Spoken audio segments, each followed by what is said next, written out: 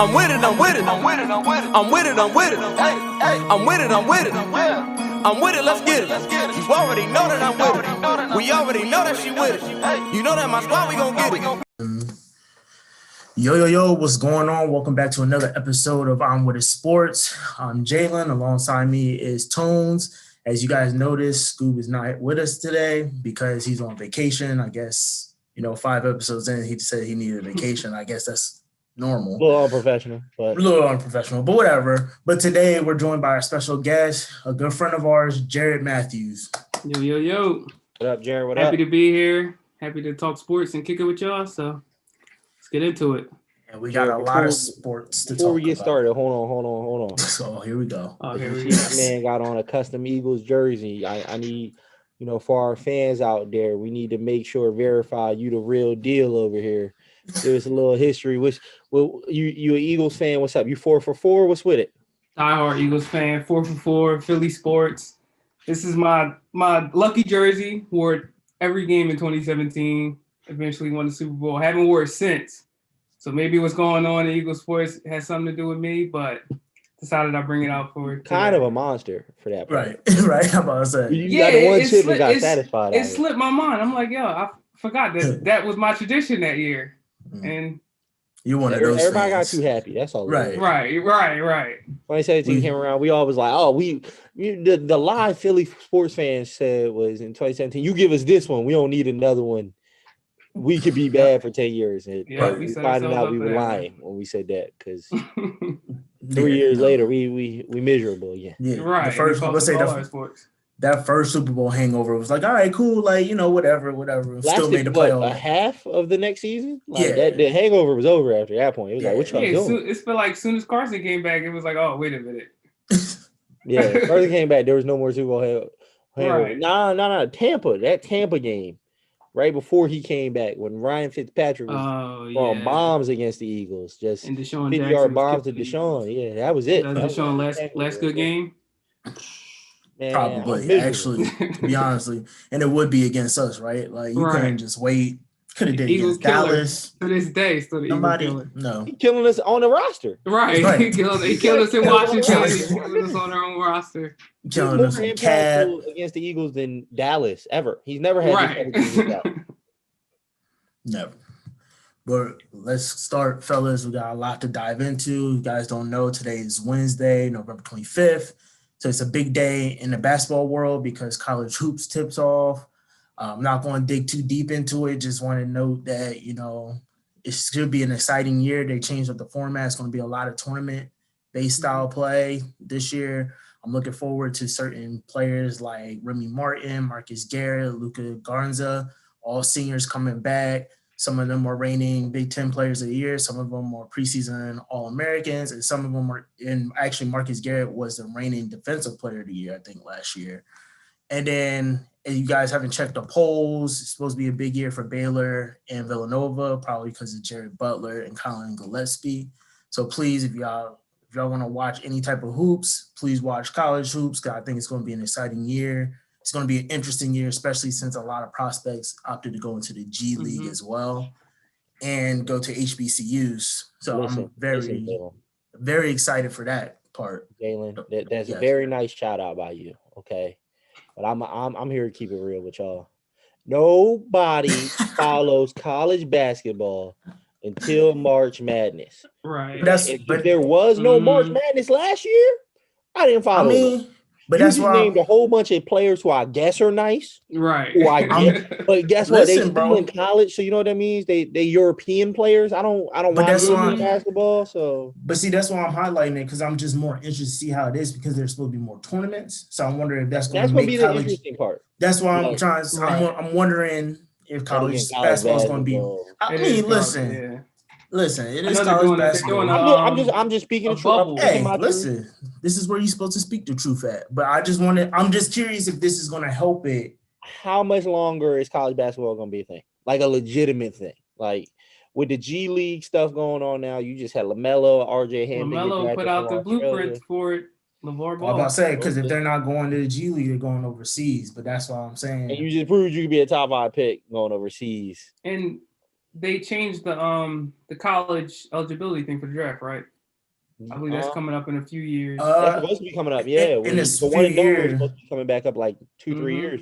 Yeah. Depending on the pandemic might push it back, but I don't know. miss good college basketball. Like college basketball now with all these one and dones is just it's not the same because you can't get the continuity on a team.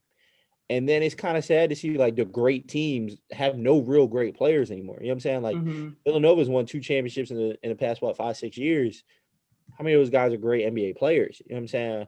Mikal Bridges is a solid 3-and-D guy.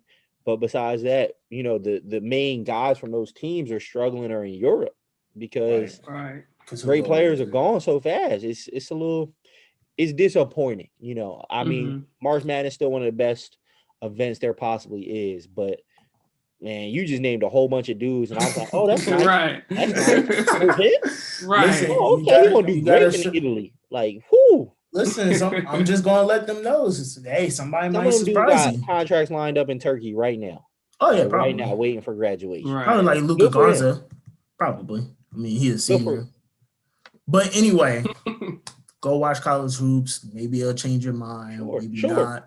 But regardless, there's also been a lot of hoops news in regards to NBA. Sure. So if you guys don't know, free agency started on November 20th, and then players were able to sign on November 22nd.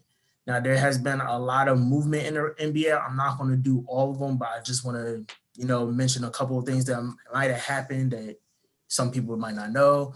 Bogdanovich ended up not going to the Milwaukee Bucks, which is hilarious. He ended up signing with the Hawks for 4 years.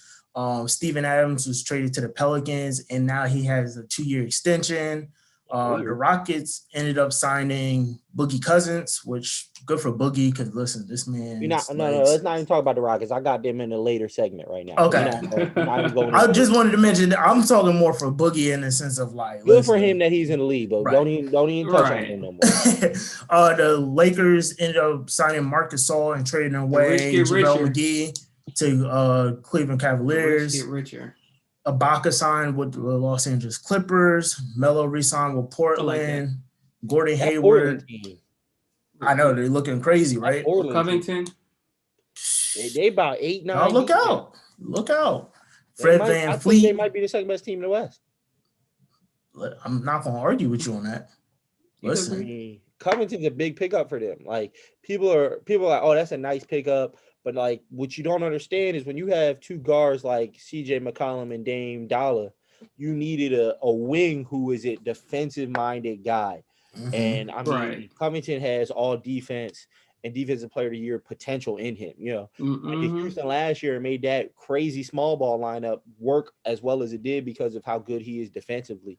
His ability to switch and take on the other team's best guy. I mean, coming from that Philly system, I know he was sorely missed in Philadelphia after he got traded for Jimmy Butler.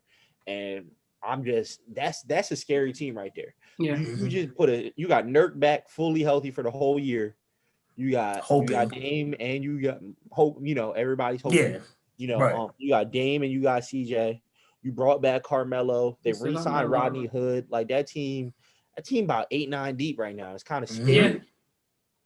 But we still are missing one guy named LeBron James. That's all. That's what it comes. That's all you wanted to say. It's a battle for second place.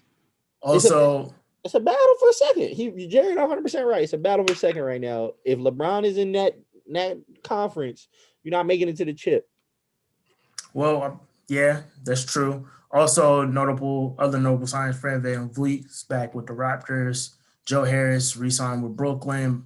Montrezl Harrell's on the Lakers now. Rich get richer. It's the LeBron James effect. Along with Wesley Matthews as well.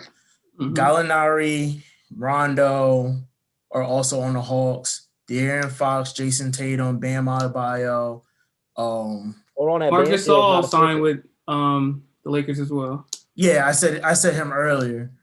De'Aaron Fox. Now hold on, that Bam deal is not official. So it's in the word. The word coming out is they're trying to get Bam to agree to push it off a year.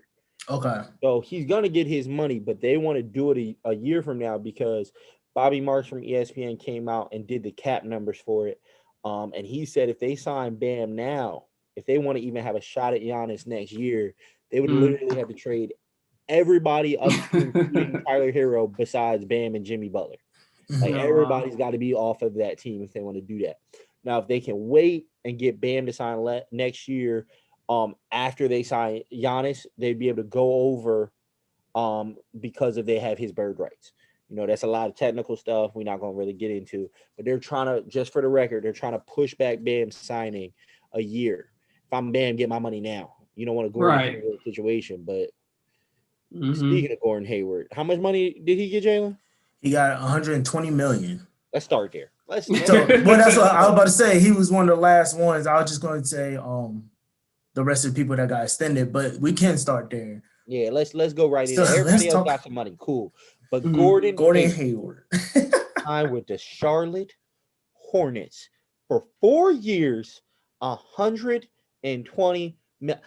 I'll take it. 120 million. I'll take it. Oh yeah. If you're a player, you definitely take it. To be an average player in the NBA, like who here thinks Gordon Hayward is worth 120 million dollars in the year of our Lord 2020? I mean, I don't really get it. One All-Star appearance in his career in Utah, came back luckily from that gruesome ankle injury. I mean, Jalen and I at that time were roommates. I remember just I was almost as in tears for him, and I hate Boston, but you hate to see that. But 120 million. What is Michael Jordan doing, yo? He's doing what he's been doing. I guess it's kind of like a reach for some type of name to bring there, and I feel like that's what some teams doing. That's what Mike Jordan is doing. He's reaching and trying to find something that will stick, some name to bring to the team. Gordon Hayward, clearly, after he's came back from the injury, has not been the same. I know he didn't benefit from Jason Tatum taking that next step, and but yeah, I don't understand the deal. But I didn't understand Al Horford to the Sixers either. I mean, listen though, I get what you're saying about the name, but even then, it's not even a name that's like big enough name. That's what I'm saying. Like, yeah, his Utah days, you might be able to get away with that, but like the last 4 to 5 years, he hasn't been anything because he's been battling injuries. I don't think that's $120, $120 million name that you could be like, you know what, let me spend that kind of money. He's definitely bringing in fans in Charlotte, especially after he just drafted LaMelo. Like, you don't have to worry about fans. You got LaMelo Ball. You're going to sell out games with LaMelo Ball. You're going to sell out games. You're going to sell jerseys. Merchandise is getting moved because you got LaMelo Ball. Like, I mean, whether he's great or he's not great, we don't know. Like, we'll see. You know what I'm saying? Let's wait till he hits the court. But now you got a $19 million point guard in Terry Rozier. You got Devontae Graham, who almost won most improved player in the league last year. You just drafted LaMelo. So those are 3 guard wings right there because LaMelo is 6'7". Where are you even playing Gordon Hayward where you're paying him $30+ million? And in order to do it, you got to get rid of Nick Batum. And if you can't sign and trade for him, that basically means if you have to cut Nick Batum to make this happen, they're paying him $39 million basically a year on average between paying Batum and Hayward $39 million a year to get Gordon Hayward. And essentially, he just signed into the same exact role he would have been doing in Boston. The issue was there was too many guards on Boston. He just went just to get a bigger payday. I mean, shout out to his agent because his agent was like, listen, he was like, you know what? If you're going to do this, you might as well do this and get more money for it. Because originally people thought he was going to Indiana, going back home. Right. Now, Jalen, you the registered Boston Celtics fan on set. And good old Danny Ainge always almost making a trade here, man. Good old Danny. It's not an NBA all season. So you hear a couple almost trades by Danny Ainge. Bro, we're like 5 in, bro. You know what I mean? Every year. It's every year, bro. Every year. Y'all allegedly was about to trade for Drew Holiday. Y'all the front runners. Oh, no, they couldn't pull the trigger. Y'all allegedly had a sign and trade offer on the table from Indiana. And instead of taking the sign and trade offer, which would have given you a stretch 5 in Miles Turner, and they offered you Miles Turner and Doug McDermott. So you'd have got a stretch 5. And you got a rotation 3-point shooter. Instead of taking that, y'all said, no, we need also, on top of those things, TJ Warren or Victor Oladipo. Bro, see, but here's the thing, though, bro. just like how like the Sixers organization had their MO, like for this is the Boston Celtics like MO. Like, and here's the thing, it's nothing new. Like when I see those, like unlike you, who you either fall off the train or buy into the hype and then get disappointed. I just sit here and I'm like, until I see an alert saying breaking news, it went through, I just take it with a grain of salt. Right. So it's just like, I couldn't live my life like that as a fan. I couldn't be a Celtics fan with that. And in all seriousness, this is now back-to-back off seasons. Y'all have lost a max player with no compensation back. You know what I'm saying? Whatever you want to say about where they are in their careers, right? You lost Al Horford, who you guys gave a max to. Correct. Who was considered, the heart and soul of y'all defense at least. Correct. And got no compensation back. Now you lost Gordon Hayward and got no compensation back. And because of salaries starting to come up on Jalen Brown, Jason Tatum, you don't have the financial cap space anymore to replace them. So like with all seriousness, we could talk about like how Gordon Hayward's agent is amazing and how this, make all fun I want to of Danny Ainge. This hurts the Celtics because they didn't get anybody back for Gordon Hayward. That's tough. I mean, listen, it hurts, yes, but it is what it is. I mean, Danny's one of those people, he does what he does, and he always wants to be the one to come out to win the trade, whether good or bad. He doesn't just want to win it. He wants to, like, dominate. I mean, and listen, when it works, it works. Yeah. Like, when it works, you get the Nets situation where you end up with all their picks, and you get. But there's only so many Nets GMs out there. I get it.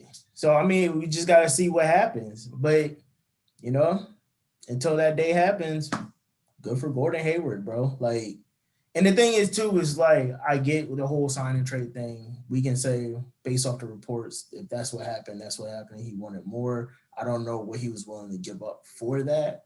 But at the same time, too, right? But you know what I'm saying? Like, and we say that, but we really, truly don't know everything. Well, that's the problem, though. Right. But my thing is, go ahead.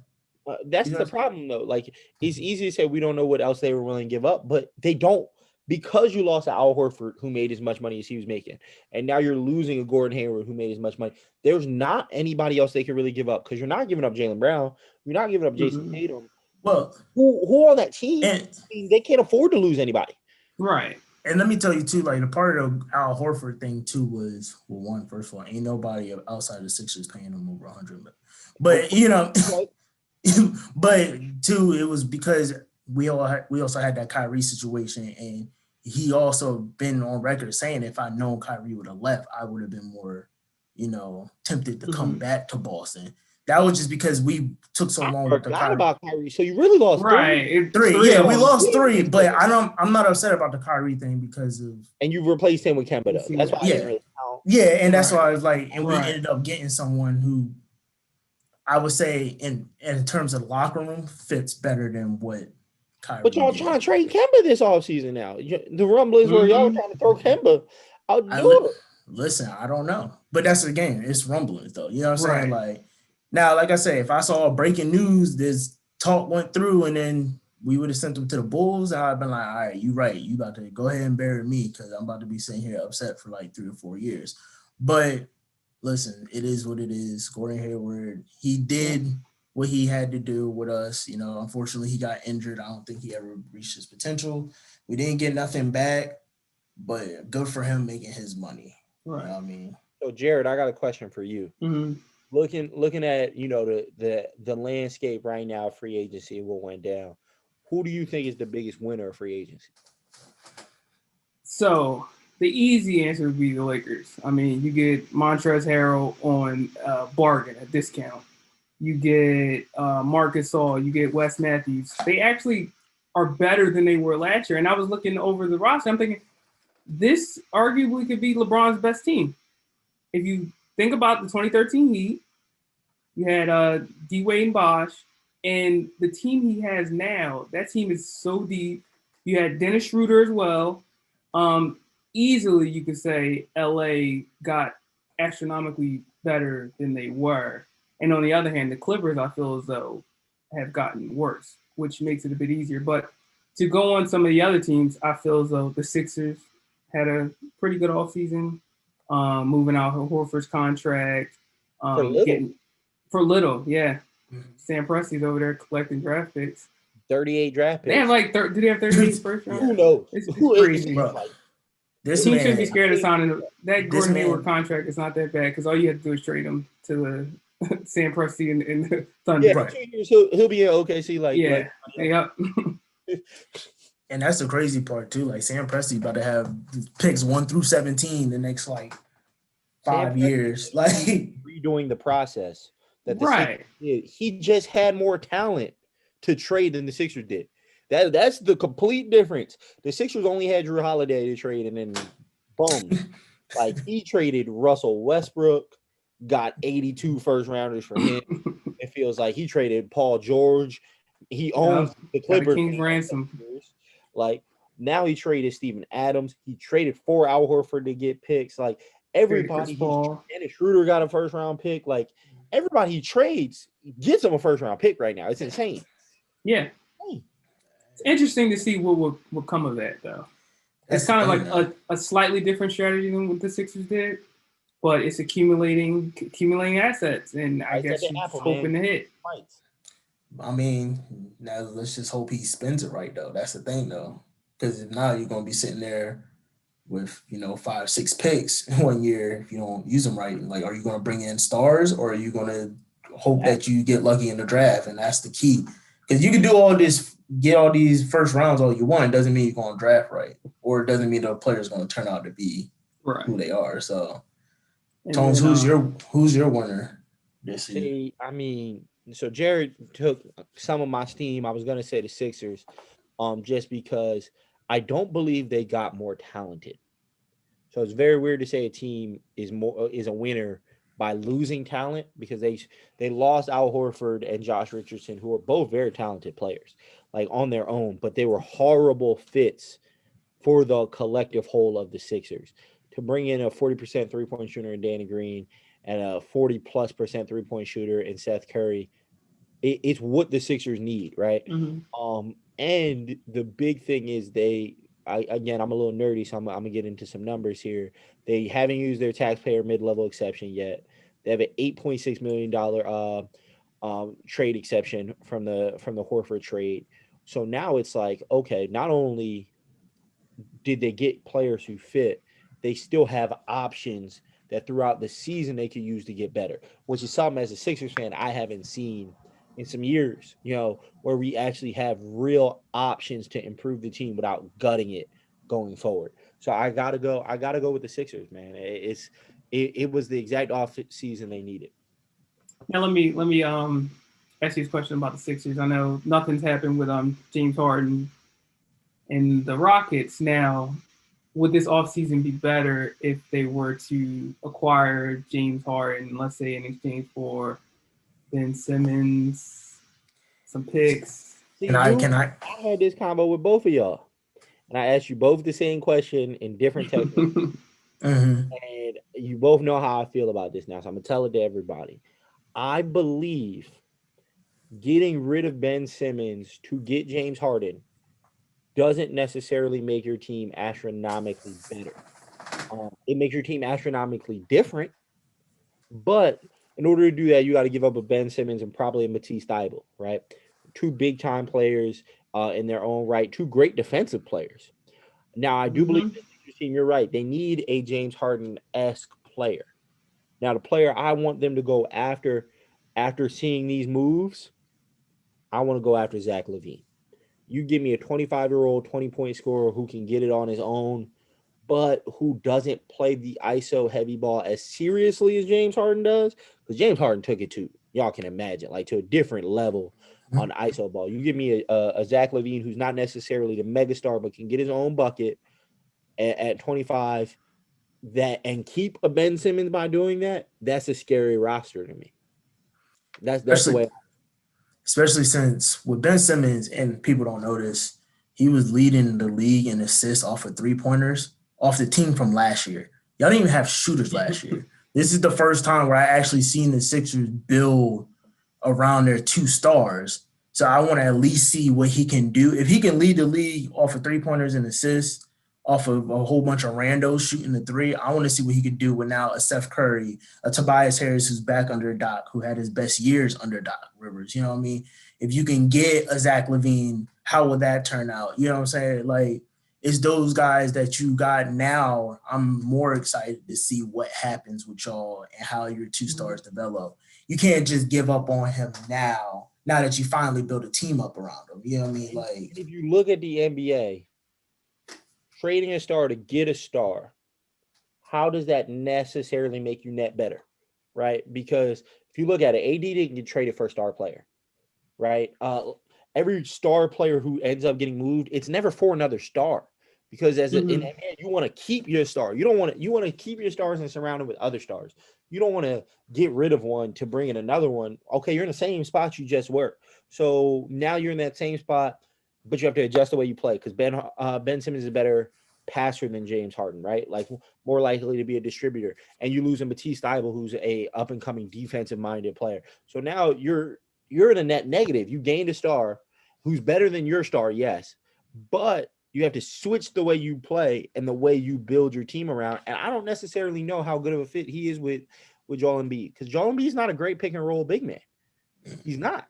So what's the way that him and James Harden coexist? Makes sense there. But I would say, see, you say like Ben Simmons is a star, James Harden is a star too. But I would say James Harden is a superstar while Ben Simmons is just a star. And my fear is that you're wasting, like you said, you're not sure how Ben Simmons and James Harden will fit. We know how Ben Simmons and Embiid fit, and they don't. So I feel as though I disagree there. Wait, I'm about to say. So here's a fundamental disagreement. Here's my thing. People can say JoJo and Ben Simmons don't fit. Me who enjoys watching basketball and seeing it, I believe they actually fit better than what most people give credit. I just don't think they were ever coached properly to fit. Because my thing is, they ever had the roster. I'm not and that too, a Brown hater. So I can't no. But between the roster and the coaching though, like, because here's my thing, and I think I told you this over a text one time. I was like, if it's me now with the shooters, if you run some type of hybrid, high and low with those two, with Ben being able to take the ball all the way to the rim and with JoJo being the dominant force that he is, I'm running a pick and roll with them all game long. And if you try to double team one of them, either the other one's going to score or I'm kicking it out to one of my shooters who are going to be open. What team is stopping that? What team in the NBA is matching that with this new Sixers roster? If you run that every time down the floor, how many teams in the NBA can match up with all 5 players on the court if you do that? And I think that's just more because you didn't have the right pieces in the coaching. Like, because the closest they had to this kind of a team is when they had the JJ and Jimmy Butler, and he didn't even make the adjustments until it was kind of too late. Not the shooter. Exactly. This team doesn't remind me of that team at all. This team reminds me more of the. I'm not saying it reminds you. I'm just saying close to the talent of the but structure. This is what I'm saying. Like, this team is closer to the Robert Covington, Dario Saric, Joel Embiid, Ben Simmons, JJ Redick lineup, right? You have, in theory, 3 guys around those two at all times who should be able to shoot, right? But we are missing still a ball handler or playmaker. That's where hopefully Tyrese Maxey begins to grow and, he'll be able to take that role. So that's still the missing part. Like, don't get me wrong. You're right, Jared, when you said James Harden is a superstar and right now Ben Simmons is a star. But here's the difference. James Harden is a 31-year-old superstar who plays a certain type of way and doesn't really want to change the way he plays, where Ben Simmons is a 24, 25-year-old star who's still developing, is now going to be put in a different situation with Doc Rivers. So we don't know what his offensive game turns into with Doc Rivers. You know what I'm saying? With this much spacing. And so who are you doubling Joel Embiid with off? Who are you doubling off of to double Joel Embiid in this lineup? You tell me. Tobias, 40% three-point shooter. Danny Green, 36% three-point shooter and solid passer because he played for the Spurs. Seth Curry, he's a Curry. You ain't leaving a Curry open. So the only person you can double off of is Ben, who's the best passer and the biggest, second biggest man on the floor. So you double off of him, he's dunking. You know what I'm saying? So I think your roster as a whole is just gotten so much. It makes more sense. You can see the math now. It's like, okay, I see this, I see that. I think we do need another a guy who's just a bucket. You know, I think we're one of the only teams in the league who doesn't just have a bucket guy, which is kind of weird to think about it. But like, right, nobody was a bucket. But that's why if you get a Zach LaVine, and for my hot take purposes, the Sixers are going to the finals, bro. Oh wow, that was his hot take. That was a hot take the last three years. Yeah, Listen, right now it's looking great. It's looking great right now. It's looking great. No, because he wins either way, America. On this hot take, he made the NBA Finals. He can take away my joy and say, I told you so. And if we don't make the NBA Finals, while I'm, again, crying my eyes out at another lost Sixers season, he can laugh and be like, well, you know, bro, it's the Sixers. So either way, what he did there was hedge his bets to disrespect me. So don't think that cared about that pick. That was more so to anger me. Okay, but let's move on. You angering me, and let's go into our next topic, Jay. Our next topic today is going to be I wish I could. We haven't done this in a couple weeks, but wish I could is when one of the members of the cast will be the general manager of any team they choose and tell us what they wish they could do if they took over. Now, today, our wish I could is going to be our special guest, Jared. All right, Jared, what you got? So, as you know, I'm a big Eagles fan, huge ride or die. It's tough to see the city of Philadelphia and this football team perform like this in and out. Can't remember the last time the Eagles had a game that I enjoyed. Like that I watched and I said, this is a good team. This is an enjoyable performance. Partially your fault. Partially your fault. Yeah, partially my fault because I haven't worn the jersey. The parade. So today I'm going to be the GM for the Philadelphia Eagles. And it's kind of tough for football to be a GM because the moves that you make, it doesn't have the same impact as it would like an NBA. NBA, you had one or two players, you're in contention. Football, it's kind of more like the schematics of it. You put a player here, and you see how it goes. But so I'm gonna be the GM for the Philadelphia Eagles. Right now we're sitting at 3-6-1. Our next four are against not only 4 playoff teams, 4 Super Bowl contenders. I could see either of our next 4. We have Green Bay, we have the Cardinals, we have Seattle, and we have the Saints.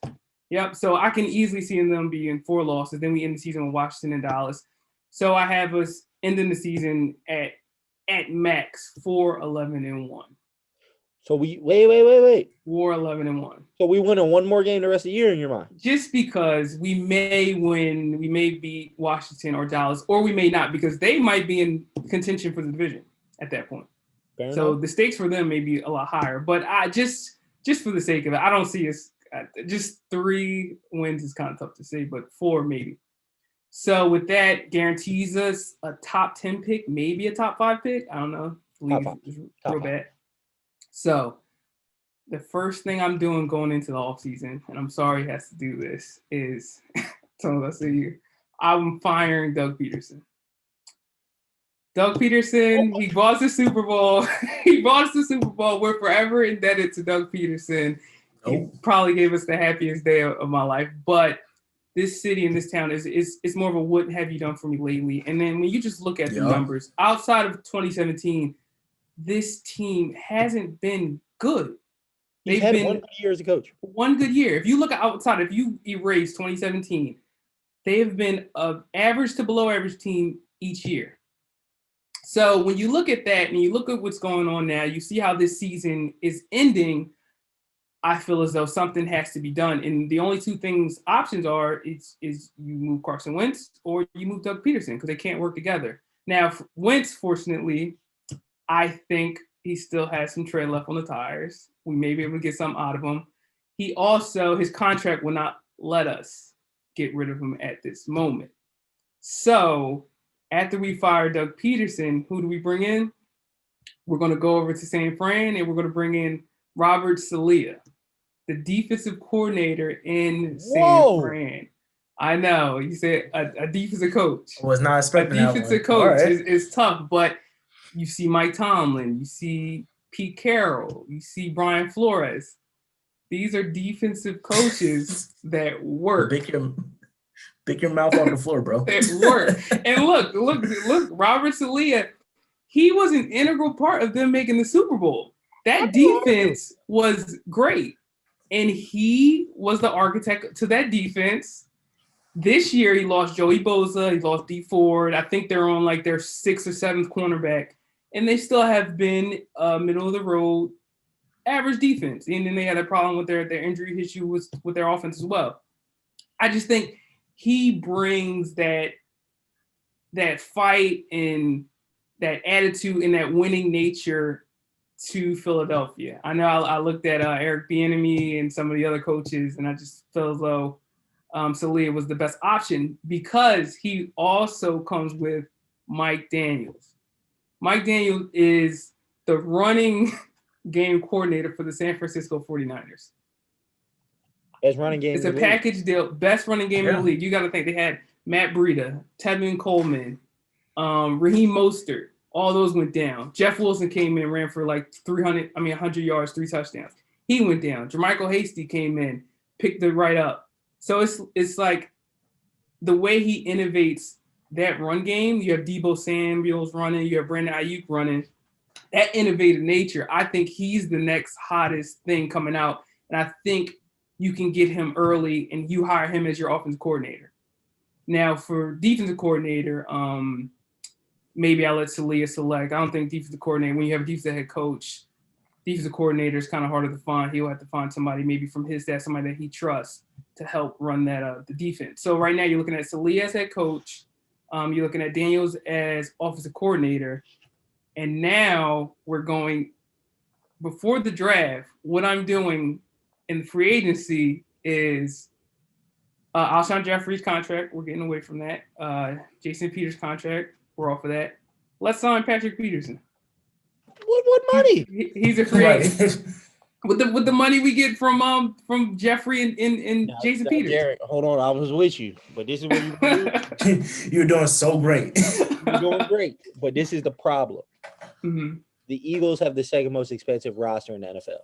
So you getting rid of Alshon and maybe Djax, you're still over the cap for next year's projected cap because of COVID. So the cap's not supposed to go up at all. Right. It's actually supposed to go down a little bit. And we were already going to be over the cap when it was going up. So right now, you're going to have to make a couple more. First of all, Patrick Peterson I like, but you're going to need to show me some more moves. Yeah, it's going to be some other roster moves in there. Me and Howie, we're going to work through it. We're going to get through the cap. I saw the Rams sign Jalen Ramsey to a $1 billion contract. Somehow we have Aaron Donald and you're paying Jared Goff. Somehow they signed that. So after that, so you're solidified. Your secondary is better. It's not solidified. We have an outside corner. And now with my top 5 pick, no Trevor Lawrence, no Justin Fields. I think it's a tackle out of Oregon. No, I'm taking Micah Parsons from Penn State. I knew it. Micah Parsons from Penn State. This new regime is a defensive-minded regime. Micah Parsons, I've saw comparisons to Darius Leonard, Bobby Wagner with elite pass rushing skills. This guy is the next big linebacker. You put him in the middle of your defense for hopefully the next decade. You have a solid leader. You have a solid defensive anchor. And I don't want to see people like Joe Osmond get stiff-armed out of their career anymore. And you never have to see Nate Gary again. So those are the 4 moves that I'm making initially as the Eagles GM. I know we're sticking with the same offense, but I feel as though you bring in a new regime. This offense has the talent, I believe. We can utilize Miles Sanders more. We can utilize Boston Scott more. Maybe try to find another running back here or there. Maybe get Marquise Goodwin back. I don't know what his situation is. I know he opted out of this season. I don't know what his situation is. There's a team option on him going into next year. So if they want him back, they can get him back. Yeah, you can bring him back. Then you have Fulgham, you have Rager, Now my question: Hightower. Yep. Do you want to see Rager used more in the Brandon Ayuk? Yes. Mold? Right. That was one of the big reasons why I wanted to bring Daniels, because the way he utilized the 49ers receivers, the way he just changed that running game and allowed them to be the best running team to get to the Super Bowl. They didn't even throw it in the NFC Championship game. NFC Championship game. Yeah, they ran it. They hit the ball like 8 times. And I feel as though he was a real help to Jimmy Garoppolo, which I feel as though Carson Wentz right now needs that Garoppolo type treatment where they're taking the ball a little bit out of his hands more so he can just relax and see the field a little bit more. And then you just let the offense work with the new regime. I don't think it's a talent issue in the offense. I think it's just coaching and schematically. And then if Carson Wentz doesn't work, you still have your second round pick that you use on Jalen Hurts. I know they're saying that he's not showing much in practice. He may not be the best quarterback, but you never know. He's not showing much at practice, but look, we're trying to fire the coach right now. So maybe it's a him thing. Right. We'll see. This is the same guy that said JJ Arcega-Whiteside was looking good, and I haven't seen him on the field yet. So look, listen. Now, remember I told you about JJ. What if JJ Arcega-Whiteside is better than we think? We don't know how bad this coaching staff is. That's what I'm saying. So that's my thing. Before I do anything drastic on this offense, I want to see a new coaching staff in here. I know how bad JJ Arcega-Whiteside is. He looked great that one preseason he had. He looked great. He dominated them fifth string quarterbacks. He works hard in practice. He's a great practice player. Listen, he's really good. He can block. He's a great blocker as well. This is going to be a running team. I like you definitely didn't go the way I was at all thinking. I like it in a lot of ways. Now here's my issue. Jeffrey Lurie, the owner of the Eagles, is an offensive guy. He said he always wants to have a top 5 offense. Now I agree. So I think going with a defensive-minded head coach gives you an advantage. I feel like defensive-minded head coaches, they allow their if they get a good offensive coordinator, right? You know what I'm saying? You're not worried about your coach stressing on just one side of the ball. You know what I'm saying? When you look at Mike Vrabel, you look at Brian Flores, these guys, you see them as leaders of the whole team, right? Mm-hmm. But when you look at Sean McVay, like they credited Sean McVay on Monday Night Football by saying, hey, he actually paid attention to the defense at the end of last year. That's his job. He's the head coach. Right. He's not the offensive coordinator. Very weird that they were crediting him for learning the defense because he wasn't happy with his performance. So I like going with the defensive guy. My only fear with Saleh is like when you see him, he kind of sort of gives me Rex Ryan vibes, and like he's definitely a defensive coach. Like he's really intense, type of intense guy, and I feel like sometimes that can wear thin on people. And I'm confused, and I wonder if that's why he hasn't gotten a head coaching opportunity yet, because of coming off of last year, how great that defense was the past 2 years, and leading to a Super Bowl. What was the reason for teams not to give him the call? Is my right. Right, you make a good point there. He can, because that sometimes that attitude and that go that. It can wear tired on players. And then when the coach is not in the right mood, it can wear tired on them as well. So that is a good point. But I feel as though, like you mentioned, a defensive coach oversees the entire team instead of focusing on one aspect of it. And they are able to set their ego aside, I feel as though. The issue with Doug Pederson is he won't give up play calling duties. See, and I have a question for both of you. Mm-hmm. Doug Pederson would come back next year, assuming he didn't get fired, and he told you going into next year, I'm going to give up play calling. Are you more confident about this Eagles team than you are right now? He said, I'm completely going into next year. I'm just the head coach. They go out and hire an offensive coordinator. Are you more confident? To me, no, only because the same issue is as a coach for the last couple of years, the biggest thing I feel like that you need to do in the NFL to survive is make adjustments. And nobody on that coaching staff has showed me they can make adjustments since the Super Bowl run. And to me personally, and you know how I feel about this, that Super Bowl run wasn't Doug Pederson who won that. To me, that was Frank Wright that won that. Don DiFilippo. And because all of a sudden they go, he goes to Indiana. He got freaking Phillip Rivers looking like he can actually play some football still. Andrew Luck. Yep. He got a solid year out of Jacoby Brissett, who's battling a knee injury. He got Phillip Rivers has been sacked only 8 times this year, or 7 times this year. The fewest sacks or hits in his career. Got him playing great football. And Phillip Rivers is a statue. Jared, you more mobile out there in the pocket than Phillip Rivers. Right.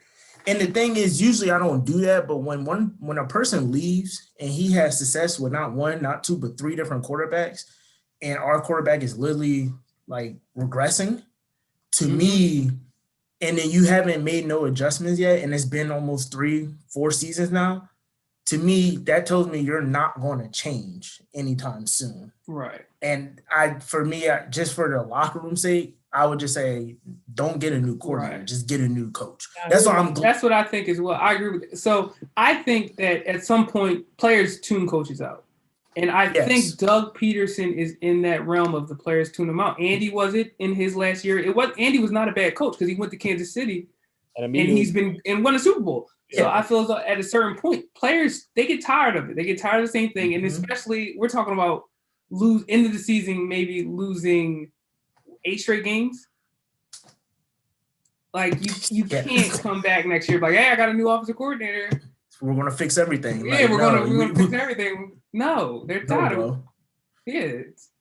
So my next question, and then we're gonna get off this subject. It's my last question on the subject. You did again shocked me, but you did very, very, very good job. It's not the way I thought you'd go with it. Now, my last question for y'all is, I feel like, okay, so as you know, I don't believe this is all on Wentz. I do believe Wentz has had a bad year. I do believe he's regressed, obviously. I do believe some of that is on the coaching, but also I feel like we're letting one guy off the hook in Howie Roseman. So you made a great pick, right? In saying you wanted Micah Parsons to come in. But do we trust that anybody that Howie Roseman picks is going to be good? Like, I don't really know the last time I could say he's knocked a draft out of the park. Because, I mean, for every Miles, you could say 2 years ago, oh, well, he got Miles in the second round. Cool, but he also got J.J. Arcega-Whiteside in the second round. Right. Everybody talks about how we took J.J. Arcega-Whiteside over DK Metcalf. Nobody talks about we took Jordan Matthews over Devontae Parker. 14 picks before Devontae Parker. We took Jordan Matthews, who's not in the league. You know what I'm saying? We took Marcus Smith, not in the league. We took Andre Dillard, who they tried to trade literally the next offseason after moving up to get. Like, do you guys feel like as a fan base, the Eagles are letting Howie Roseman off the hook?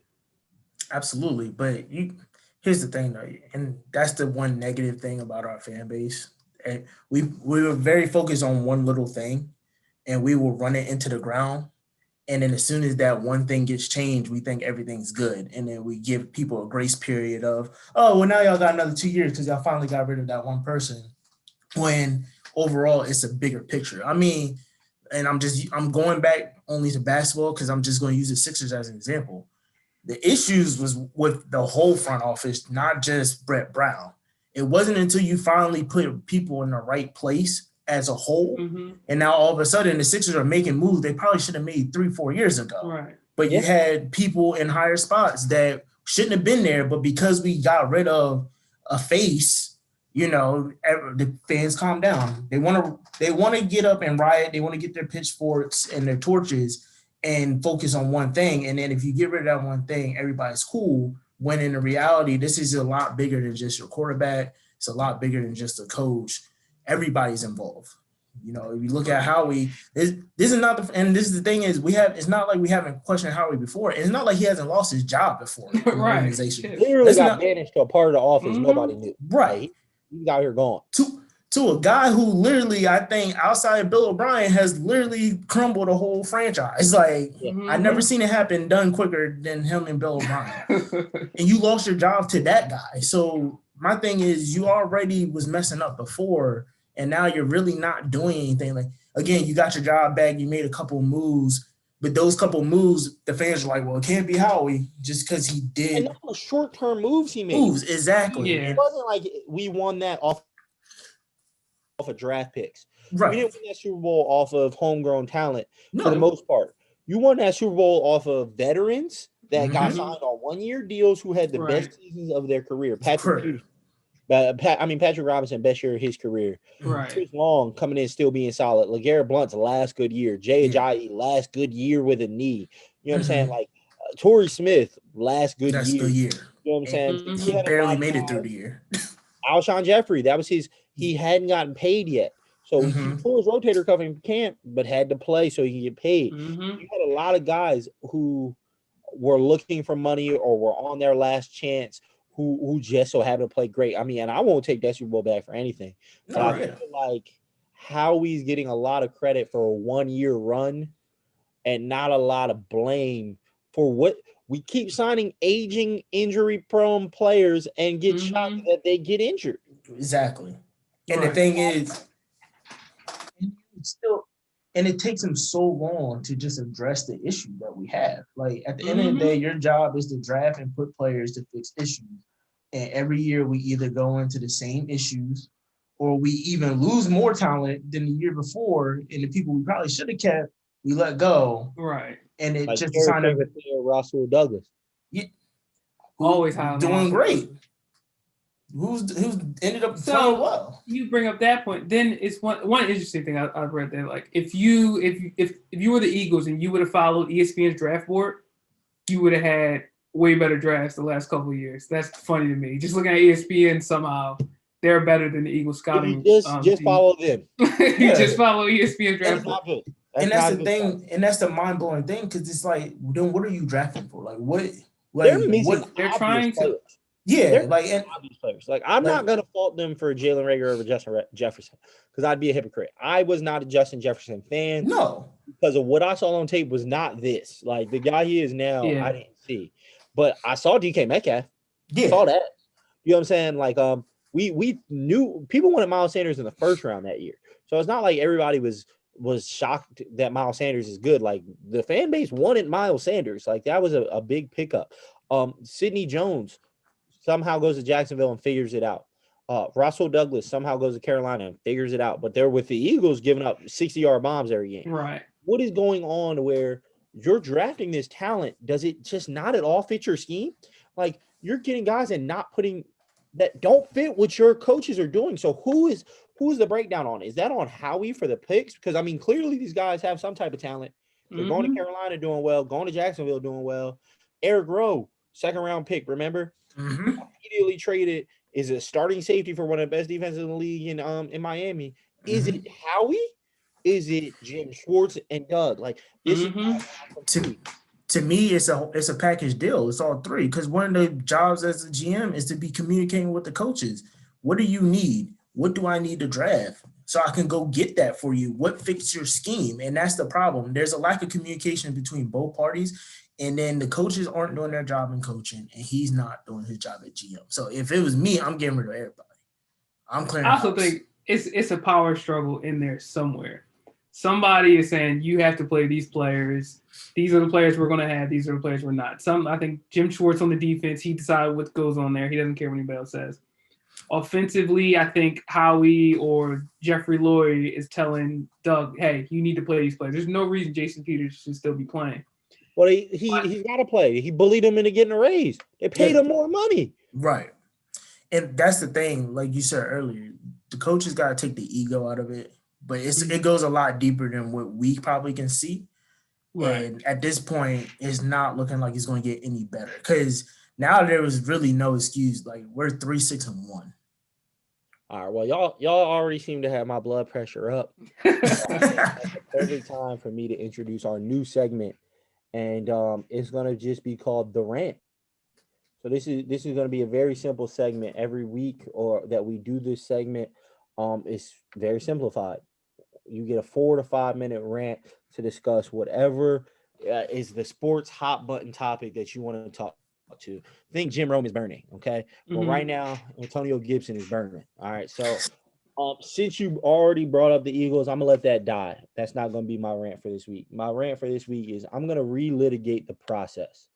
Okay, so for those who don't know, I am a diehard Sixers fan, and I really became an even more so diehard fan, far more invested when Sam Hinkie was hired and began the process of tearing down the Sixers and rebuilding it to be a championship contending team.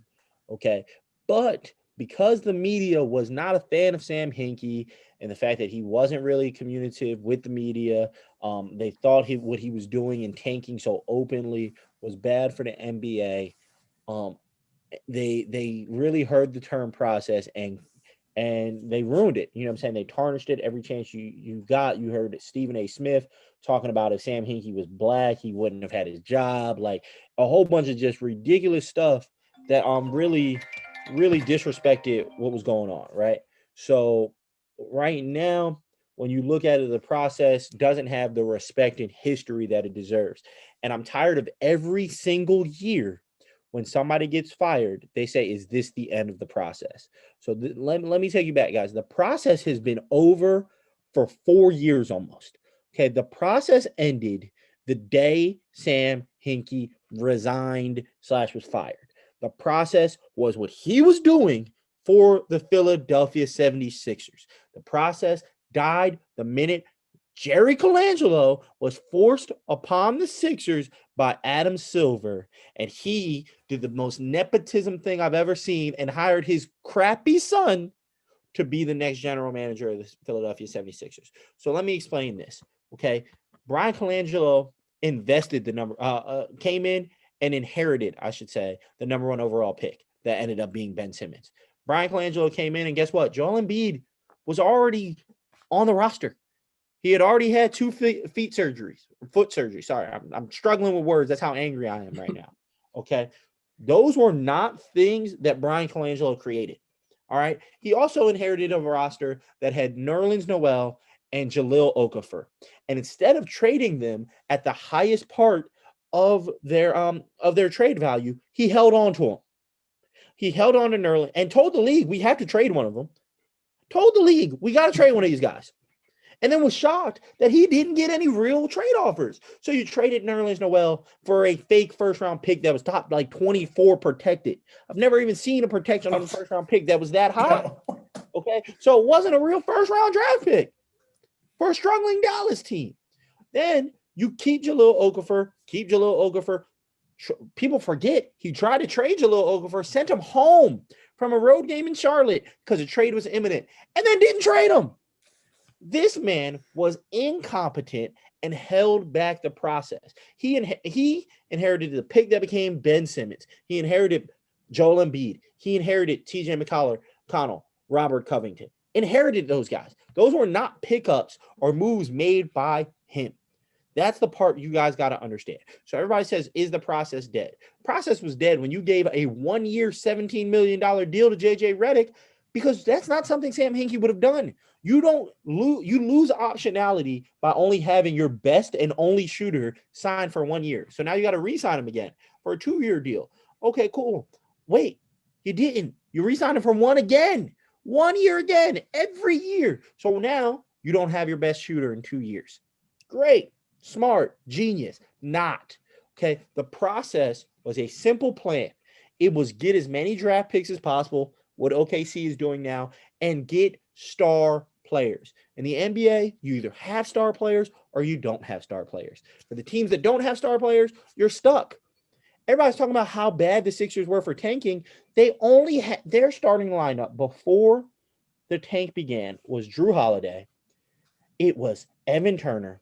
It was Spencer Hawes. It was Thaddeus Young. It was Kwame Brown at center. You understand what I'm saying? Like, the roster was never going to compete for a second-round berth in the playoffs, let alone a championship, which is the goal, correct? Goal is championships. Was not at all constructed to do so. So Sam Hinkie came in and said, we need stars. And guess what? It worked. The process worked, guys. The process was to get you star players. You got Joel Embiid, top 10 player. Basically, if you can sign a deal that gets you a signature shoe, you're a star. That worked. And I need people to realize it died the day Sam Hinkie resigned. I like that. I like that. No, because for real, and to be honest, that rant is more for those, and he knows this. Those Sixers fans who I used to call bandwagoners. They jumped on the process at the end. They weren't there from the beginning. They weren't there during the actual planning of the actual process. They just jumped on once they saw Ben and Joel, and they're the ones who are the ones that keep saying, "Oh, is the process over?" So it's not people outside of Philadelphia who usually say that, except for ESPN. Except for ESPN. Bandwagon fans, but those bandwagon fans are the problem because they keep people in charge who shouldn't be. So I'm just calling them out right now. Scott O'Neil. Scott O'Neil is a guy who's supposed to just be in head of marketing and running the Sixers from that side, but is taking credit for the fact that they raised season tickets over the past couple of years, saying, "Oh, it's because of the marketing outreach they did." Bull crap. It's because you got two superstars on your team. People want to pay to go see Ben Simmons, Joel Embiid. Scott O'Neil didn't do anything. No marketing plan is that good. Okay, because guess what? Nobody was going there when you didn't have superstars. They had to keep re-signing Allen Iverson's corpse to get people to come to the stadium. Okay, like nobody was going to see the Sixers. Then you got two superstars, and suddenly, Philly cares again about basketball. A lot of people have benefited and taken credit for improving the Sixers as a whole off of the work done by literally two guys. Joel Embiid first, Ben Simmons second. It's that simple. Literally. Listen, I have nothing to say. Well, first of all, I agree. And then you have people that, I was at the time, I was one of the people who were hard on the process. I don't know if you remember.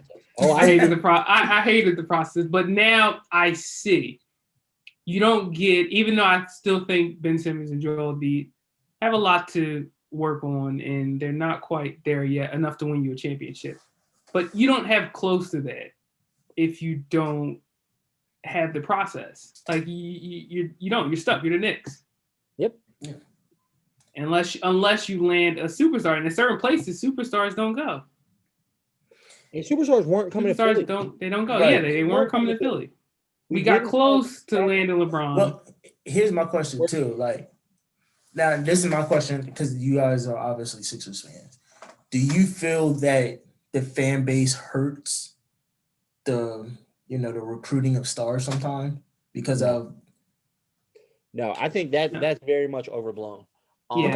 Because fan bases in general, Philly's an intense fan base. Yes. Oh, I'm aware. Fan bases in general, I believe, are overblown on signing a star.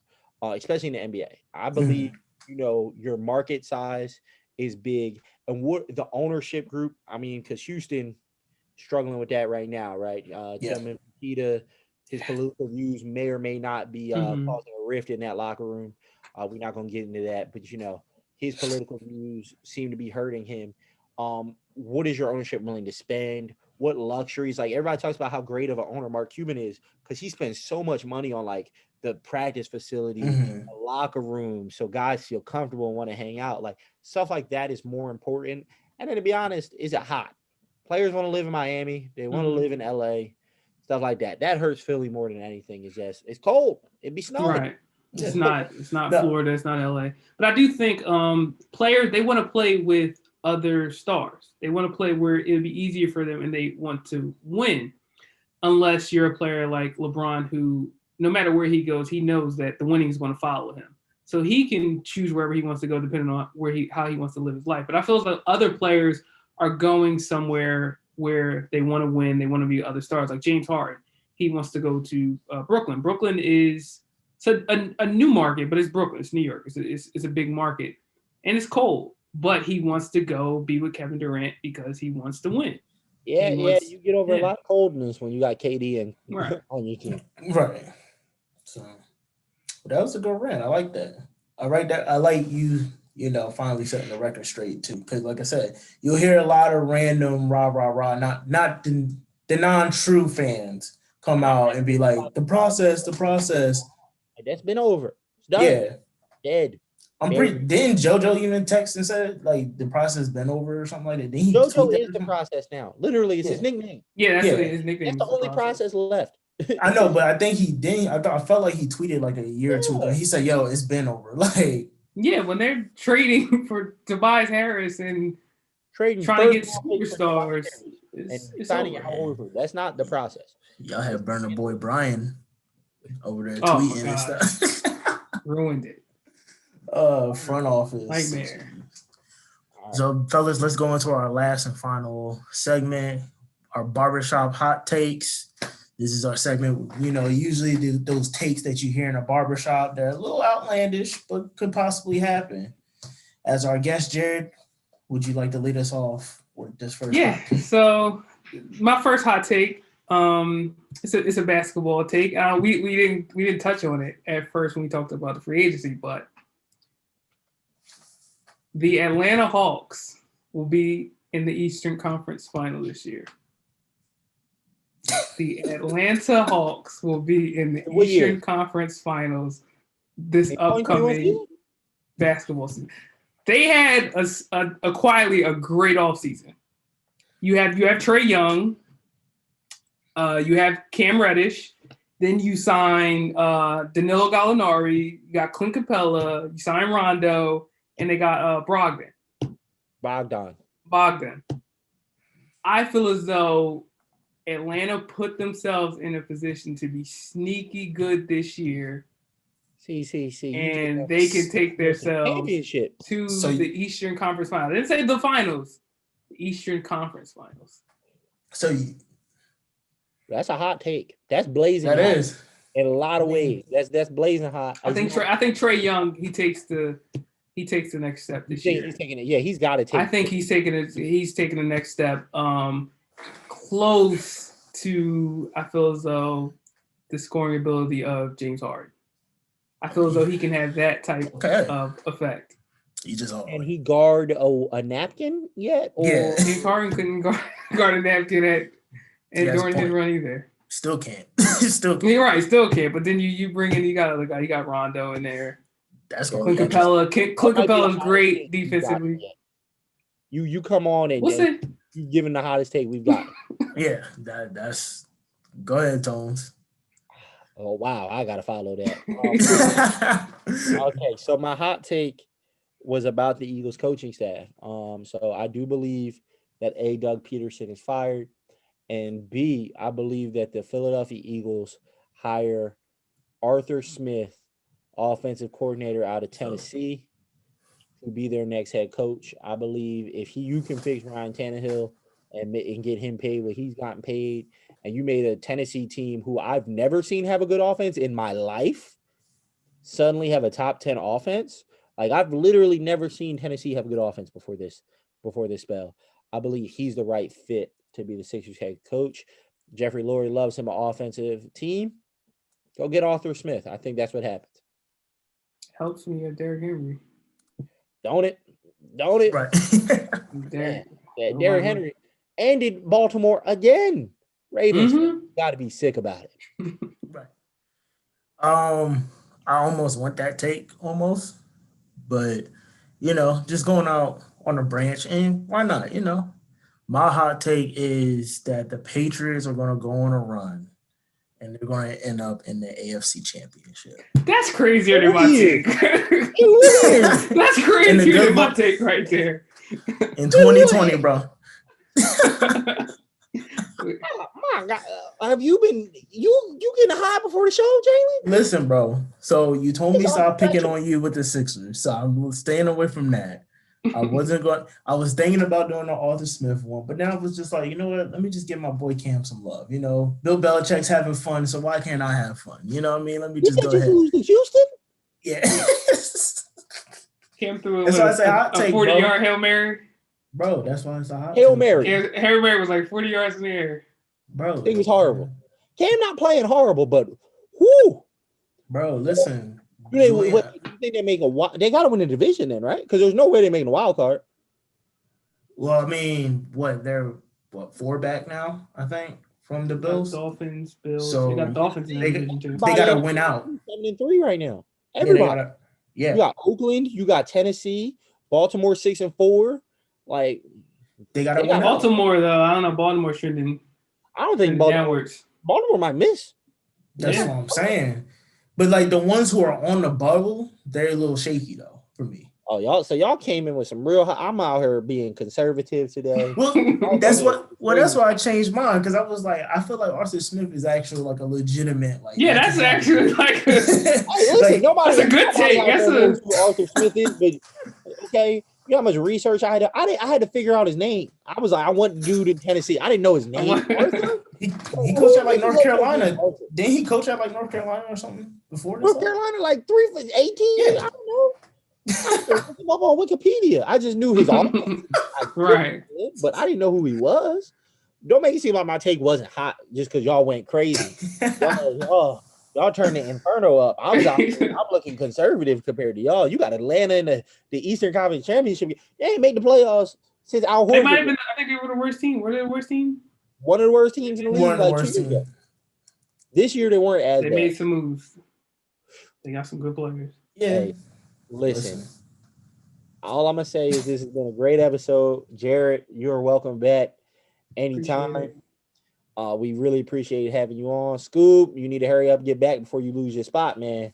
Availability is the best asset anybody can bring, right? You know what I'm saying? In the sports world out here. You know, Scoop, be scared. You know what I'm saying? He coming in with these hot takes.